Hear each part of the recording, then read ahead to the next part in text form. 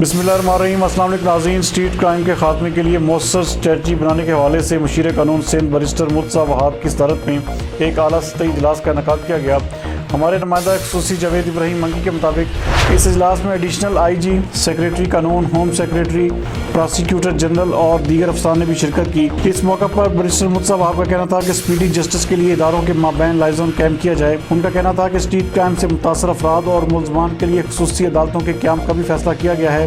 Special courts کے قیام کا مسودہ منظوری کے آخری مراحل میں ہے۔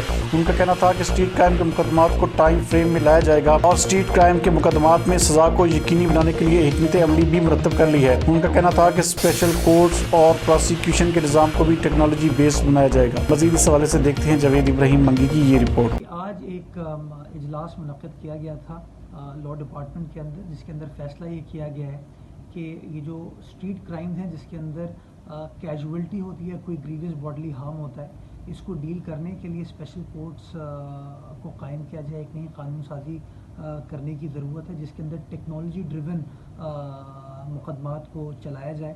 تو اس سلسلے میں آج لاء ڈپارٹمنٹ کو یہ تاکید کر دی گئی ہے کہ قانون سازی کا جو مسودہ ہے اس کو تیار کر لیا جائے۔ میٹنگ میں law department, home department, police سے ایڈیشنل آئی جی کراچی اور پراسیکیوٹر جنرل موجود تھے۔